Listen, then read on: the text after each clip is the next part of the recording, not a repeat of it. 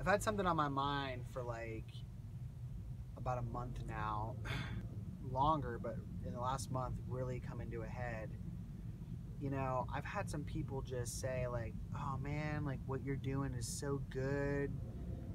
You're helping people. Like you're such a good guy, a good Christian."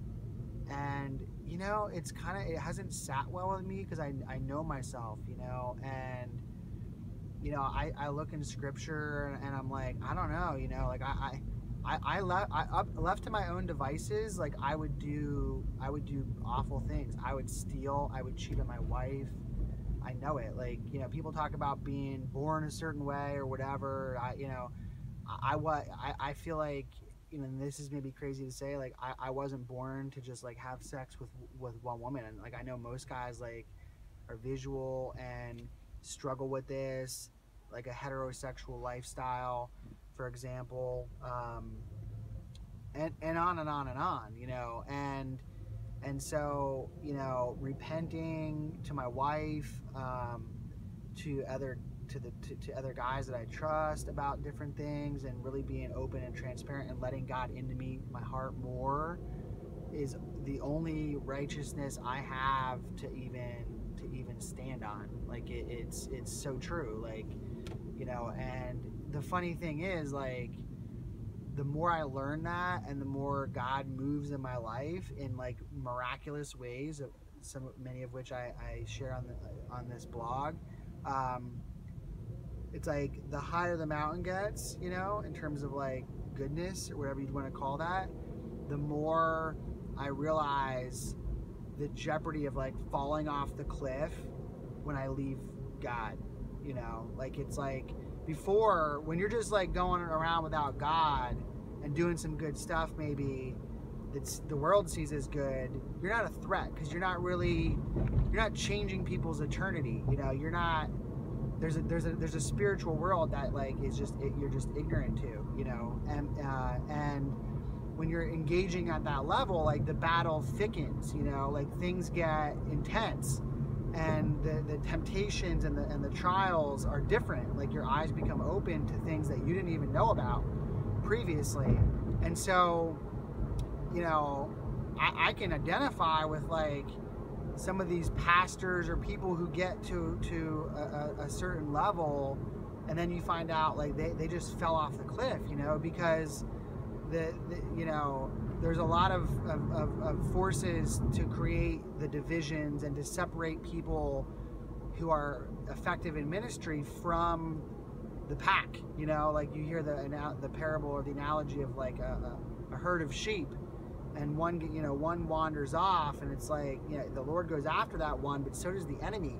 It says the enemy, the devil, is around every corner waiting to devour. And so if you wander off, it's easy to get eaten up, and we all wander off. We're all sinners, and so so I can identify with that. I've talked with Whitney about this. Even when I memorized 1 Corinthians 13, it's like, think about it. It says, I could give everything I have to the poor. I could even die for Christianity as a martyr, right? Extreme things. If I did either of those, everybody around would be like, "Oh man, that guy sold everything he had and gave it to the poor." Like, wow. Or he went over and tried to save Christians or whatever, and he died for that. Wow, he's living it out. And yet it says, if you don't do that with love, you haven't gained a single thing. So how do you know? Like, how do you know? And then earlier in 1 Corinthians, it says you can't even know. Even in your own, you don't even know your own heart. Who can judge a man's own heart? Not even himself. God only. So it really is about who knows a guy's heart, and who knows if someone's good or not, except for the Lord, for God. Nobody. You don't know that. So I get people's intentions and saying someone's good or not, but when I look in Scripture, I don't see that. I see Paul you know, outside of Jesus, the greatest of the disciples, you know, or the, you know, and what does he say as he matures in his faith? You know, by the time, you know, the end of his life, he's saying, I'm the worst sinner. You know, count me as the first when you look at sinners. And it's true, you know, if you look at his life and stuff. So people have this idea about Christians and what the rules and the ideas about them, but I feel like they don't understand. It's not the Christians, it's not the people, the flesh. Any goodness that you see in me or any other Christian is from God. It's them being open and receptive to the Lord working in their life. And the more open and receptive, I think a lot of times the more dramatic, you know, the example. But not dramatic in, like, again, a worldly way, like, oh wow, you know, it's suffering. Like, it's suffering. Like, look at Jesus. Jesus is, again, the model here.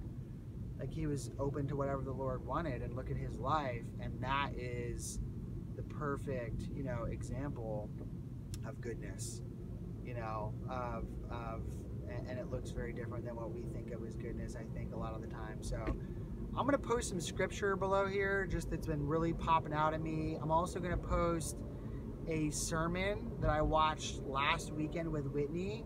A bunch of guys I know were emailing this around saying this is a really incredible sermon, and by Tim Keller, and it really reinforced to me that